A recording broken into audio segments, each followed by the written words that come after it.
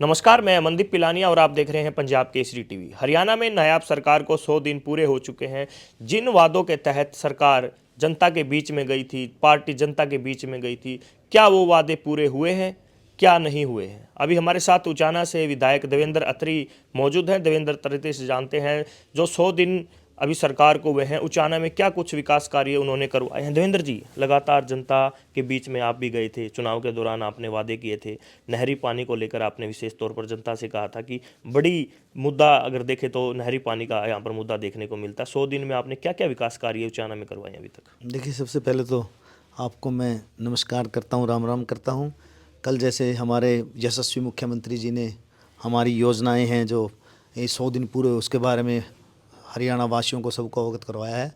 और मैं तो सबसे बड़ा उदाहरण तो यही दूंगा कि हमारे यशस्वी मुख्यमंत्री जी ने जो वादा किया था 25,000 युवाओं को, उससे बड़ा उदाहरण कोई नहीं हो सकता। पहले शपथ बाद में लिए, पहले वो लिस्ट लगी है। तो उन युवाओं के लिए, हमारे जो युवा थे उनके लिए बहुत बड़ी सौगात थी ये, और ये हरियाणा वासियों के लिए बहुत बड़ी सौगात थी। तो हम लोग जो वादा करते हैं उन पर खरा उतरते हैं। 100 दिन सरकार के नॉन स्टॉप डबल इंजन की सरकार चल रही है और विकसित हरियाणा का सपना, हम विकसित, जैसे मैं उचाना विधानसभा से हूँ, मुझे सौभाग्य प्राप्त हुआ है, हम मेरी उचाना परिवार ने मुझे आशीर्वाद दिया है। तो विकसित हरियाणा को और विकसित उचाना का जो हमारा सपना वो साकार होगा। डिप्टी स्पीकर रहे, डिप्टी चीफ मिनिस्टर यहाँ पर रहे हैं दुष्यंत चौटाला। वीरेंद्र परिवार की बात करें तो केंद्रीय मंत्री भी रहे। लंबे समय से विकास कार्यों की चर्चाएं होते हैं, जो विकास कार्य यहाँ पर होने चाहिए थे वो अभी तक नहीं हुए हैं। आप विधायक बने हैं तो क्या देखते हैं, किस प्रकार के विकास कार्य आप करवाना चाहेंगे और अभी तक क्या विकास कार्य हुए?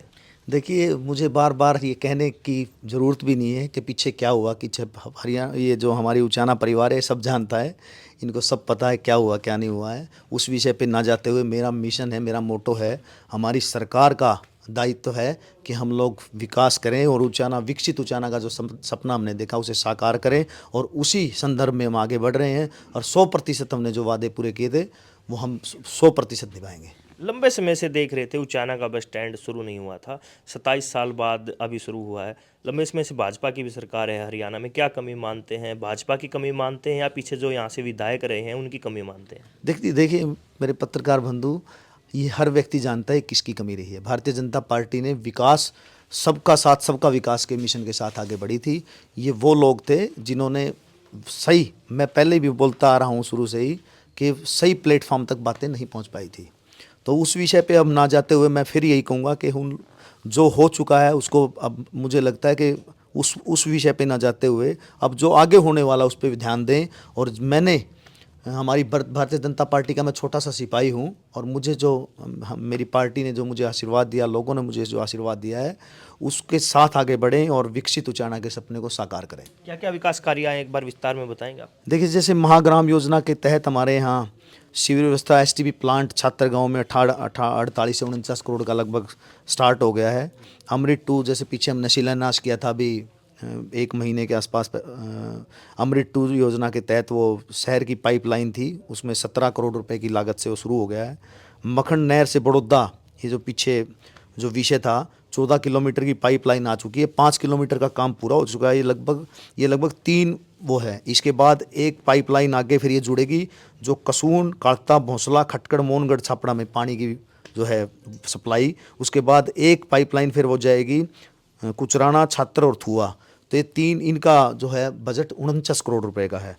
इसी तरह से भोंसला गांव में भी नया जलघर बनकर पूरा तैयार है, 80% लगभग काम पूरा हो चुका है, जिससे कसून, काड़ता, भोंसला, मोहनगढ़, थुआ ये 20 किलोमीटर का है। तो इसी प्रकार से अगर हम आगे, सुदकेंड कला में एक जलघर बन रहा है नई शहर की तर्ज पर, WT वाटर ट्रीटमेंट प्लांट लग रहा है, इसकी लागत लगभग 2.5 करोड़ रुपए है।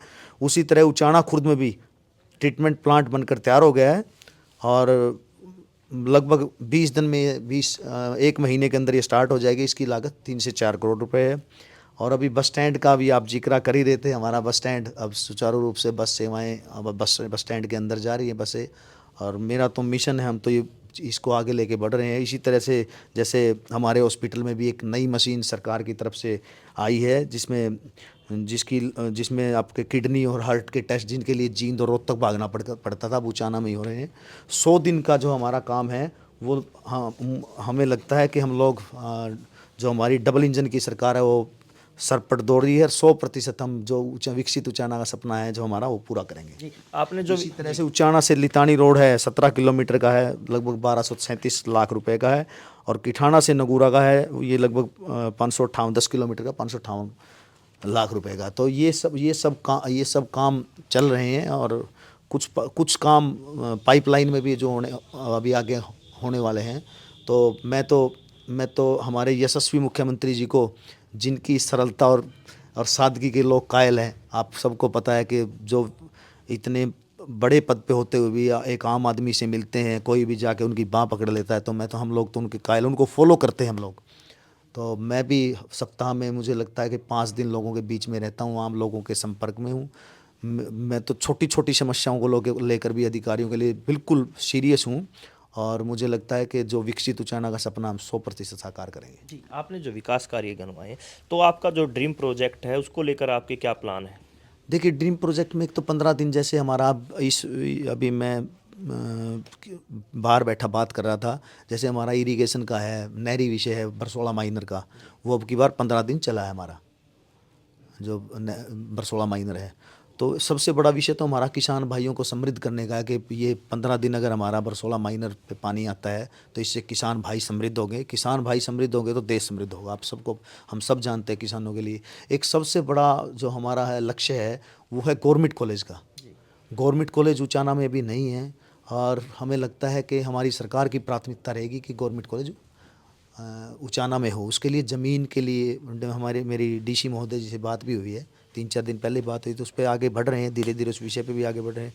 इसके साथ साथ कोई औद्योगिक इकाई यहाँ आए जिससे हमारे बच्चों को रोज़गार मिल सके, तो इन विषयों पर आगे बढ़ रहे हैं। और मैं तो यही कहूँगा कि भारतीय जनता पार्टी का सच्चा सिपाही हूँ, और 100% जो वादे किए वो पूरा करेंगे। जींद जिले की बात करें तो 5 सीटों में से 4 सीट भाजपा को देने का काम किया जींद की जनता ने। तो किस प्रकार का विकास कार्य जींद जिले में देखते हैं? प्रॉपर जो विकास कार्य होना चाहिए, लगभग पिछड़ा जिला जींद को कहा जाता है, रोहतक हिसार की बात होती है, लेकिन जींद की बात होती है तो जींद को पिछड़ा देखा जाता है। नहीं, देखिए, अब वो विषय नहीं। अब देखिए, 2014 के बाद आप सबके सामने है, इतनी बड़ी कनेक्टिविटी, एक्सप्रेस वे, सारे हाईवेज से कनेक्टिविटी हो गई जींद जिले की। आज जींद जिला सबसे बड़ा रोड के मामले में सबसे ऊपर है, चारों तरफ से कनेक्टिविटी है। आज उद्योगपति भी आ रहे हैं जींद में उद्योग लगाने के लिए। ये सबसे एक पीजीआई आ रही है आज देखिए हम किस स्थिति में। तो पिछड़ा क्यों? हम लोग जब से, हमारी सरकार जब से है, तब से जींद हमारा, वैसे हमारी सरकार का मोटो है कि हर जगह विकास हो, हर क्षेत्र में विकास हो। तो पीछे की जो सरकारें थी, सबको पता है उन्होंने क्या किया था। क्षेत्रवाद, विकास भी क्षेत्र देख के होता था। लेकिन आज भारतीय जनता पार्टी की सरकार है, तो हर जगह विकास भी हर क्षेत्र में हो रहा है, हर जिले में हो रहा है, हर कॉन्स्टिट्यूंसी में हो रहा है। सबको साथ लेके चल रहे हैं, सबका साथ सबका विकास के मिशन के साथ चल रहे हैं। देवेंद्र जी, आपके चुनाव की बात करें तो 32 वोटों से आप इस चुनाव को जीते हैं। लगभग हरियाणा की बात करें तो सबसे कम मार्जिन से आप जीते हैं।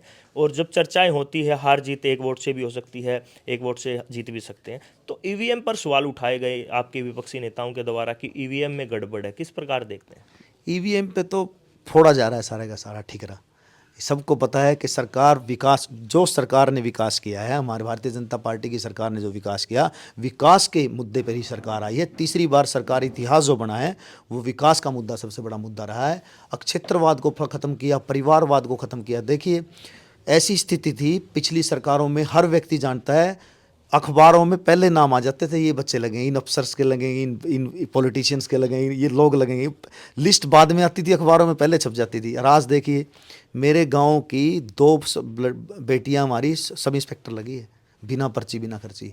आज मैं सुबह घूम के आ रहा था, मेरे साथ मेरे भाई हैं, अजीज़ भाई संदीप चैल जी, वो मेरे साथ थे। एक लड़का गोगड़िया गाँव का, एक लड़का लगा फूड एंड सप्लाई इंस्पेक्टर। उसने मेरे पैर छुए और कहता है, जी मैं फूड एंड सप्लाई इंस्पेक्टर लगा हूँ इसी पिछली लिस्ट में। मैंने उससे पूछा, बिना खर्ची? तो उसने मेरे पैर छुए, मैंने आशीर्वाद दिया और गले लगाया उसको। ये हमारी सरकार है, ये डबल इंजन की सरकार ये है। देवेंद्र जी, आपने रोजगार की बात की, 25,000 नौकरी देने की बात की। कौशल योजना के तहत जो बच्चे लगे थे, उन नौकरियों के बाद जो 25,000 लगे हैं, काफ़ी बच्चों को हटाया गया है, प्रदर्शन भी किया गया है जींद में। तो सुभाष बराला का भी बयान है, जो कौशल में लगे गए थे उनको हटाया नहीं जाएगा। तो किस प्रकार की देखते हैं ये राजनीति आप? बिल्कुल बिल्कुल, देखिए 100% जो सुभाष बराला जी बोल रहे थे वो बिल्कुल ठीक कह रहे थे। हमारी सरकार जो भी वादे किए हैं वो पूरा करेगी 100%, और हम लोग आश्वस्त हैं 100%। हम लोग धीरे धीरे इन चीज़ों पर आगे बढ़ रहे हैं, और मैं तो यही कहूँगा कि विकसित उचाना, विकसित हरियाणा का सपना साकार होगा। लेकिन विपक्ष तो आरोप लगा रहा है बच्चों को हटाया जा रहा है। विपक्ष का आरोप, विपक्ष तो आरोप लगाता है, आपको पता, विपक्ष का सबको पता है। भर्ती रोको गएंगे ये, इन्होंने विपक्ष ने सिर्फ और सिर्फ एक काम करना था, भर्ती रोको गएंगे। इसका विपक्ष नाम का है नेता भी अभी तक नहीं बनाया गया। आज कांग्रेस हास्य पे, सबको पता है कांग्रेस की स्थिति में, सबको पता है कि हास्य पे है। और मुझे लगता है कि लोगों का विश्वास है, और विश्वास है जब भी हम तीसरी बार सरकार में हैं तो 100% आश्वस्त हैं, 100% विकसित हरियाणा, विकसित उचाना का सपना साकार। हरियाणा की बात करें तो हरियाणा में जो विधानसभा चुनाव है, चर्चाएं थी मीडिया में कि कांग्रेस अब की बार सरकार बनाएगी। नायब सैनी ने कहा था कि अधिकारी भी वहां पर हाजिरी लगाने के लिए गए थे। अब दिल्ली में भी चुनाव है, दिल्ली का क्या माहौल लगता है, दिल्ली में कितना बदलाव देखते हैं अब की बार आप? देखिए, अभी दिल्ली जा रहा हूँ मैं, चुनाव में दिल्ली जा रहा हूँ, तो 100% हम 100% आश्वस्त हैं।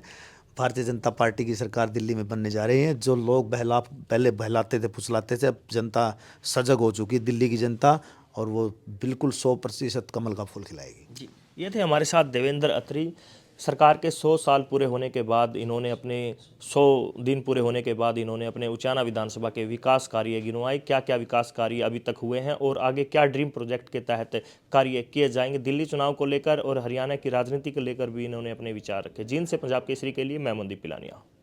हमसे जुड़े रहने के लिए हमारे YouTube चैनल को सब्सक्राइब करें और नई वीडियो की नोटिफिकेशन के लिए बेल आइकॉन को दबाएं।